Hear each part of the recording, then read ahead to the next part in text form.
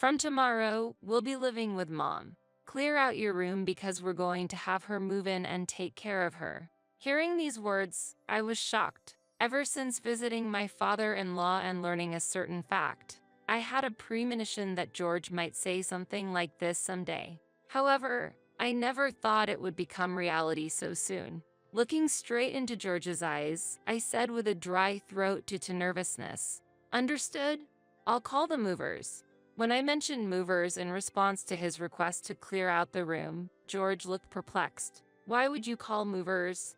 he asked, astonished at his insensitivity. I inwardly sneered and said, "Because we're getting a divorce." "What?" George's foolish expression spread before my eyes. I had anticipated that the word divorce would be surprising to him. "Just wait. I won't let things go your way. I am Isabella Smith. I'm 37 years old and work in the sales department of a foreign consulting firm. Since childhood, I've excelled academically and was taught by my mother that effort is rewarded, so I continued to strive. Always at the top of my class, I garnered respect from teachers and classmates alike. I went on to a renowned university, where I diligently engaged in clubs and volunteer activities in addition to my studies, building a rich network. When I was hired by the company of my dreams after graduation, I felt that all my efforts had paid off. Eventually, as a manager in the sales department, I became busy at work, recognized for my abilities by my superiors, and have been discreetly approached about the possibility of a promotion to director. While the promotion is an honor, I hesitated slightly. Had it been earlier, I would have immediately agreed, but at an age where I was considering marriage, that thought lingered. With a promotion, I would become even busier, making it difficult to find time for a relationship. Though I've always wanted to marry, I decided to prioritize my career, postponing romantic endeavors. Most of my friends have families and are devoted to raising their children, with fewer and fewer working full-time like me. Therefore, I've decided to put my boss offer on hold and start engaging in relationships. Since it was hard for me to find a partner at work, I quickly turned to a dating app. I didn't focus on the income of potential matches but looked for someone close in age. However, even if I found someone appealing, unless both of our feelings are aligned, we wouldn't be a good match. Perhaps because I was 37, I didn't have as much success in finding a partner as I had hoped. After a month of using the app, the only person I matched with and felt good about was a man named George. After several message exchanges, we met in person. He was a handsome 33-year-old, 4 years younger than me. At our first meeting, I wondered why such a handsome man was okay getting matched with me. I like older women. After setting various criteria, I hardly found my type of older woman. "When I saw you, Isabella, it just clicked," he said, making me overjoyed. During our first date, I was already attracted to George's personality and demeanor.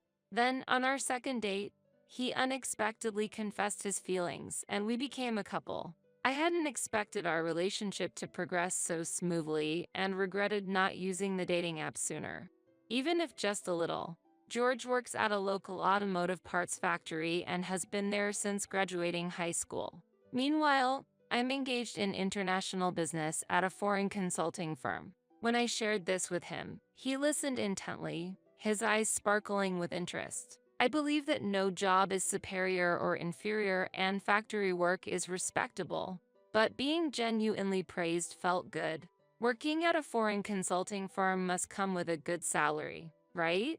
He asked. Although younger, his innocence and approachability made him increasingly endearing to me. I replied, "Well, the salary level is relatively high in the industry." Hearing this, he said, "I see, I'm envious. I'm just a high school graduate, so compared to my friends with college degrees, my salary is lower and I feel a bit complex about it." Though he smiled as he spoke, behind that smile, I sensed his financial anxieties and desires. Our conversation continued, but George repeatedly steered it towards financial topics. It was clear that he deeply desired economic stability and improvement, a sentiment strongly emanated through his words and actions.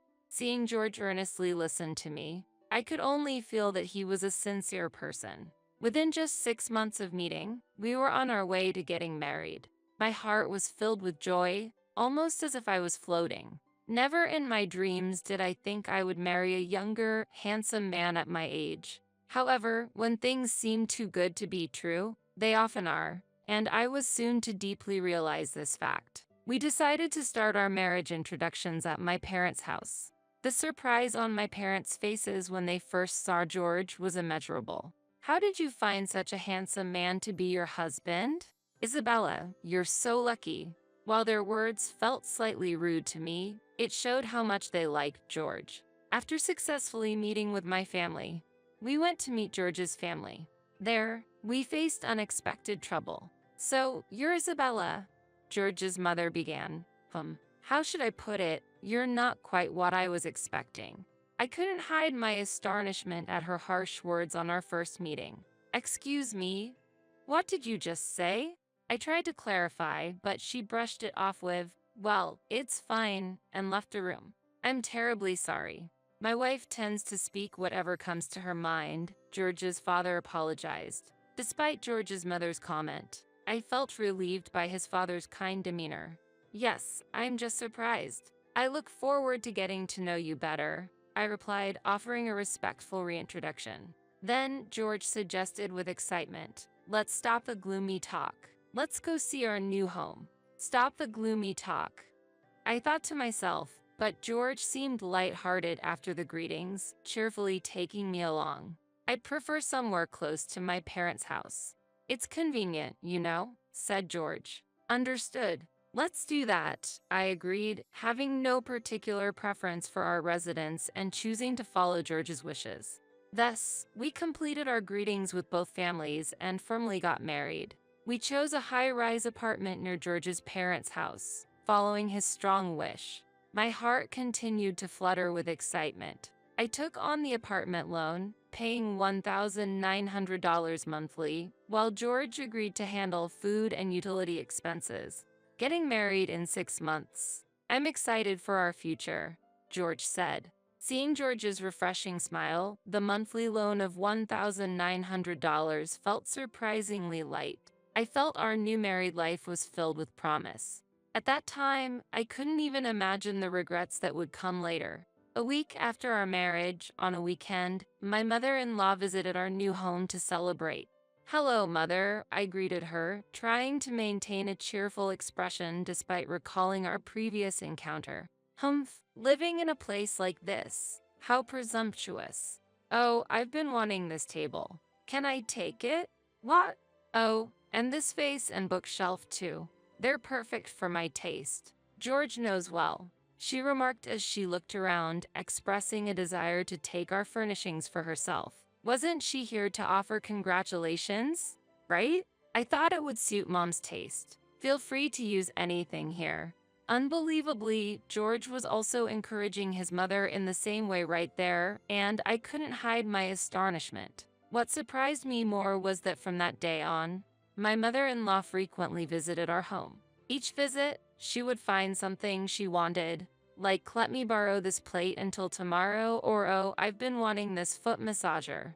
Just lend it to me for a week," and would take it home. Though she said she was borrowing them, I noticed that none of the items ever returned, so I casually brought it up with George. "The things we lent to your mother haven't come back. Could you possibly talk to her about it?" I asked politely. However, it seemed George perceived my concern as annoyance towards his mother. "It's not a big deal, right?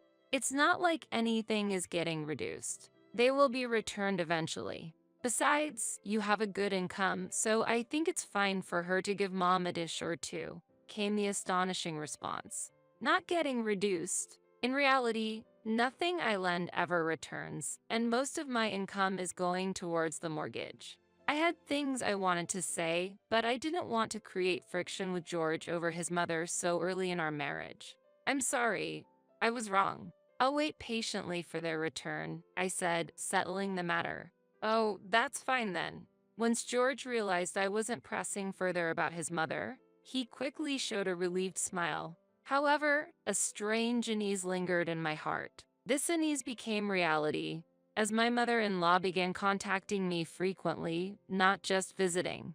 Her requests were typically, "My feet hurt. Could you buy me the new outfit from that store?"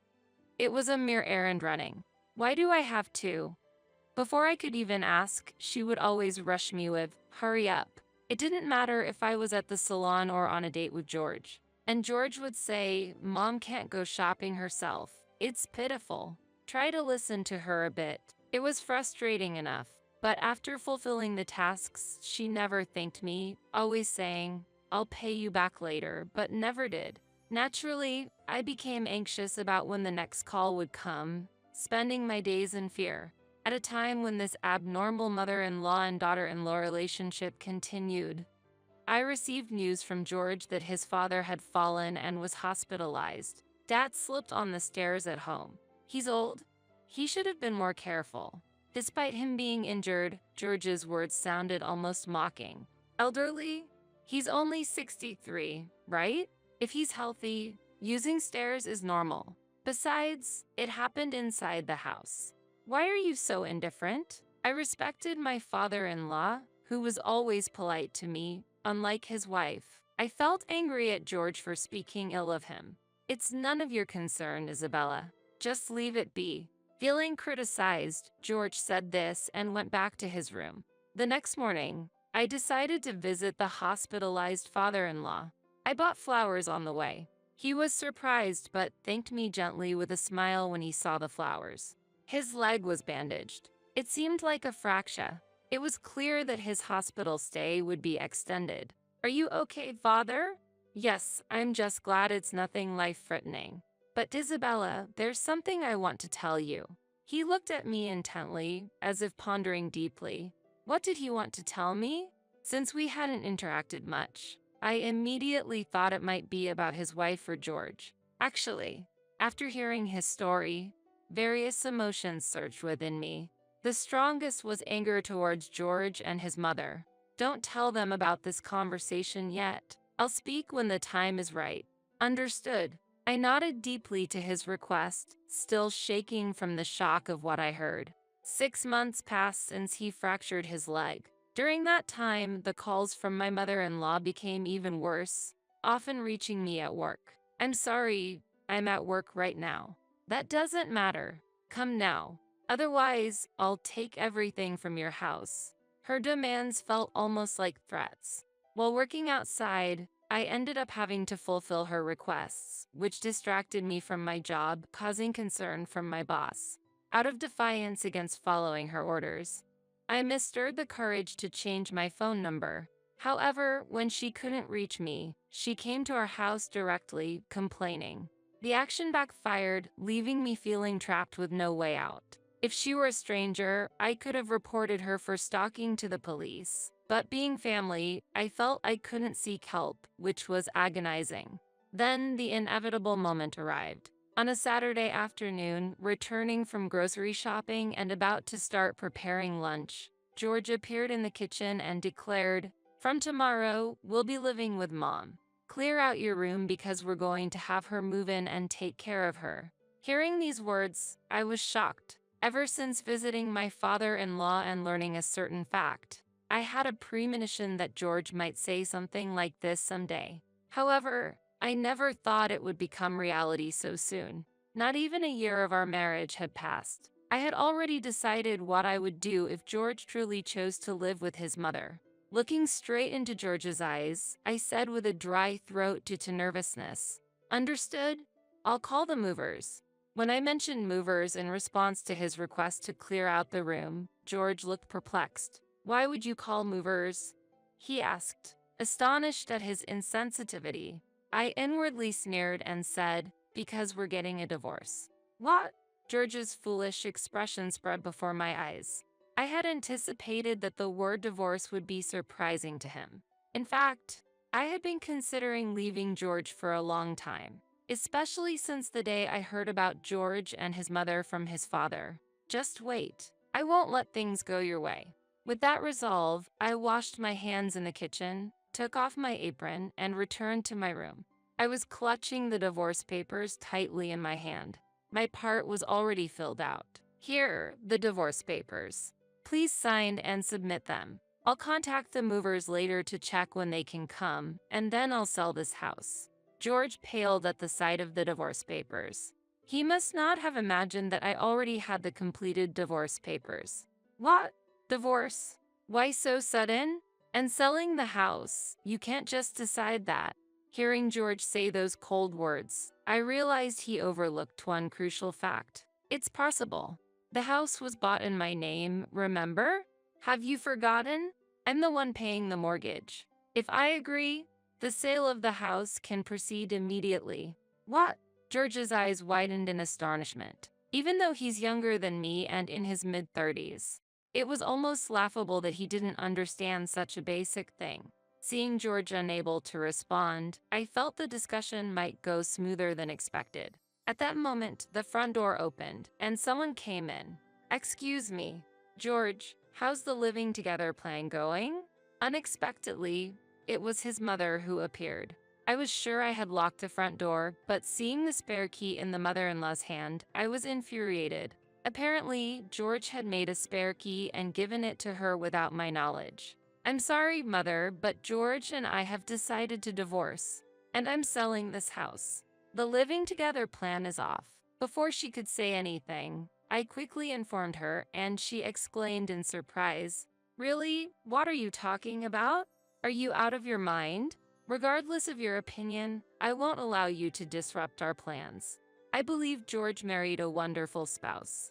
After all, you have a high-income job and provided such a nice house. I was right in choosing you as his marriage partner at my suggestion. Now selling the house or divorcing is nothing but a fairy tale. I won't allow it. She spoke calmly, but her words were unbelievable. Married at your suggestion. What do you mean? Literally what I said. Was it a matching app? Nowadays, there's no need for a marriage agency. There are convenient alternatives. I checked each woman George found on the app. It was hard to find someone who met the criteria. I was about to give up and go to a marriage agency when I found you.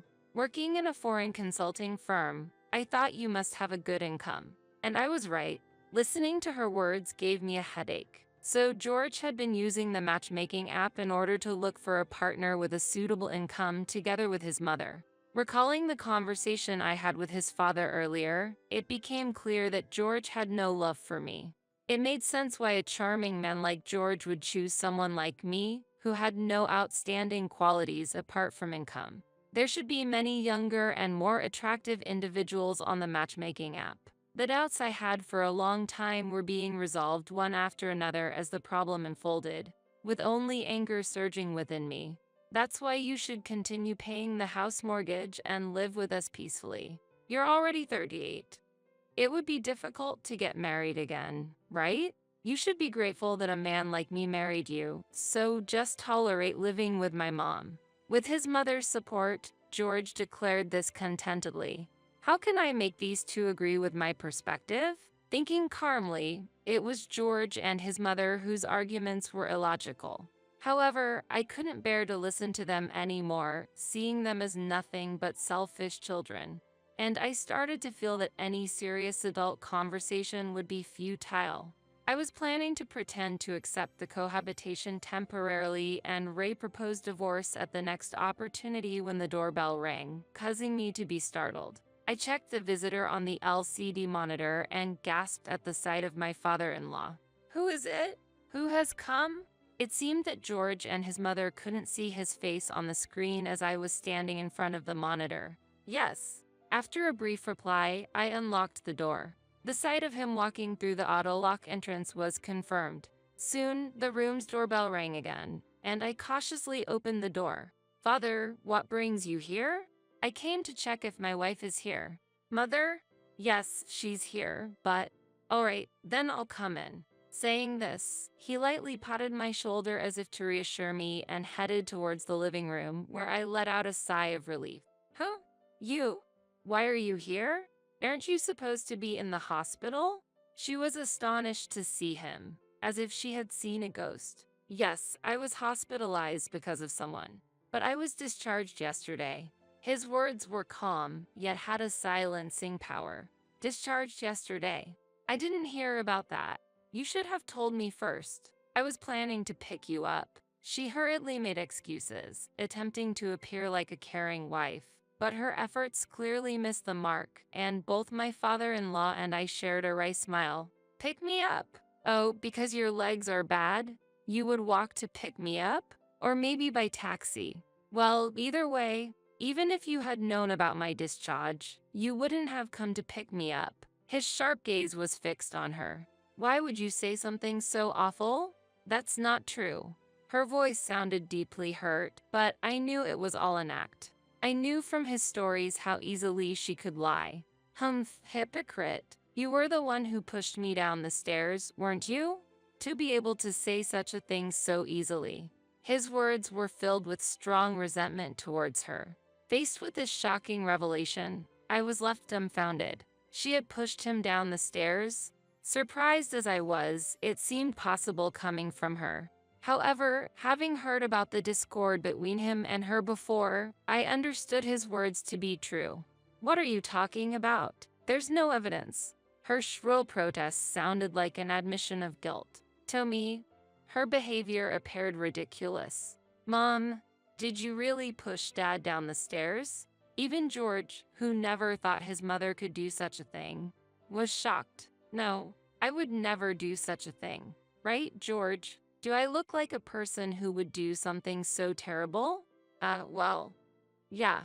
George's response suddenly became vague. He was aware that his parents were not getting along well. Given his mother's personality, he seemed to feel that it was not an impossible scenario. The truth revealed by my father-in-law clearly weakened the assertiveness of George and his mother. I saw this as an excellent opportunity to take action. I decided to reveal all my hidden thoughts right there and then. George, Mother, when I visited Father in the hospital, I heard about a certain plan. It seems you were planning to eliminate me after using me for my financial resources. And then, you were planning to live as you pleased with the insurance money.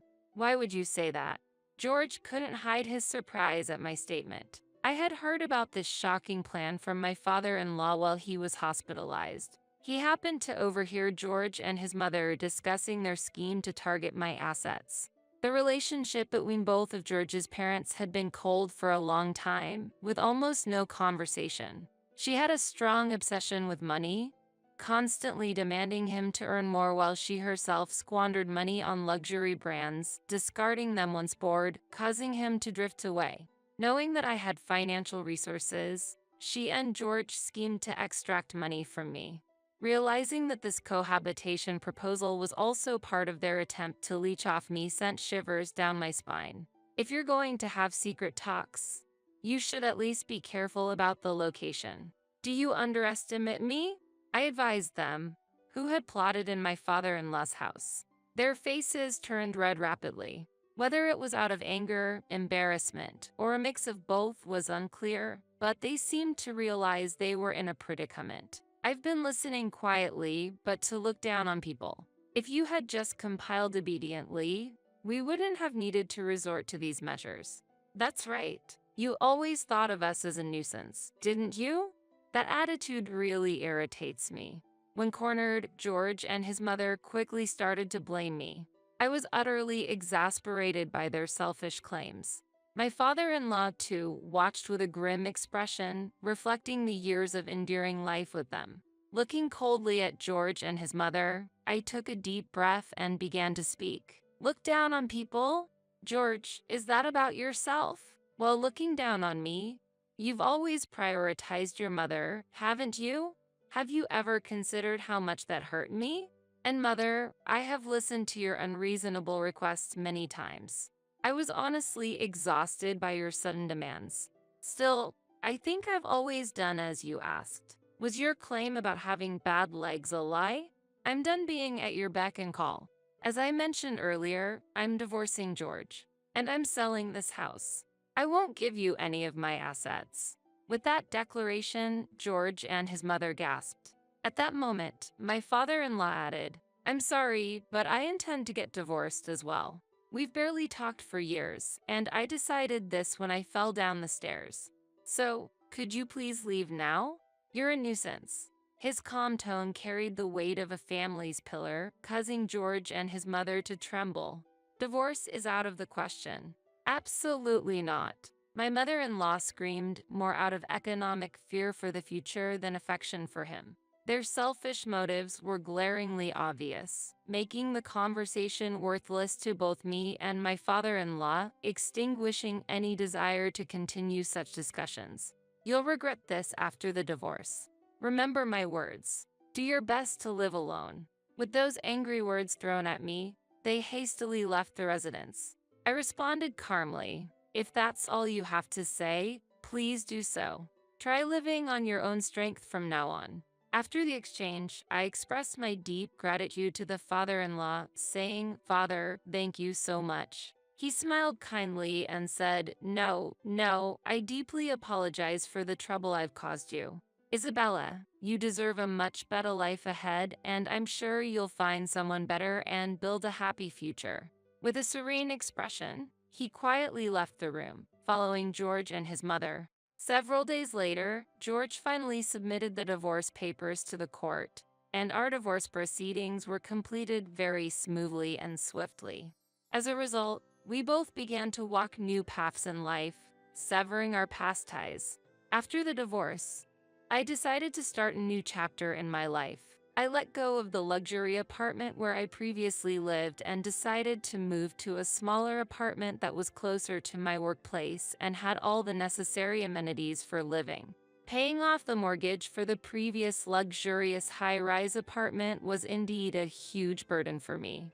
Being freed from that pressure and settling in a more economical rental property was a great relief. Recently, I had a chance to meet with my former father-in-law. During that meeting, he informed me that his divorce had been successfully finalized. In that conversation, a new fact came to light. According to him, George and his mother were in a state of significant debt. This shocking information was completely unexpected for me, especially regarding George. It turned out that he had been deeply involved in gambling even before our marriage, and this had led to his debt. My former father-in-law seemed unaware of this fact, too, and apologized for it. I immediately reassured him that he didn't need to be so downhearted.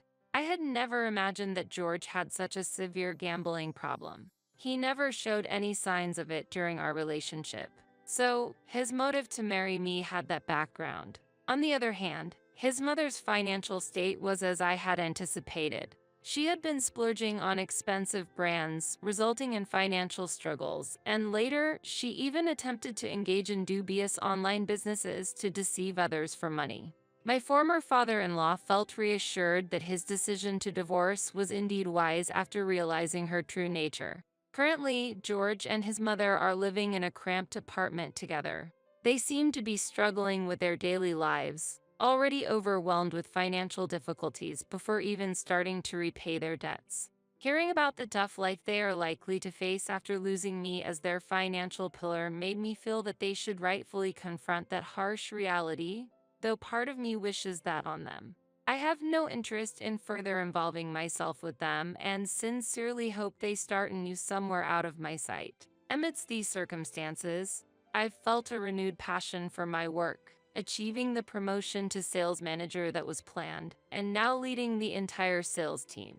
While this has increased my workload, it has also enhanced my sense of accomplishment, feeling the joy of being recognized by others. Should I meet someone in the future with whom I can share my life, I would consider marriage, but even without such an encounter, I find no issue in living a fulfilling life through my work. Moving forward, I plan to focus on what I am truly passionate about, achieving results in that field.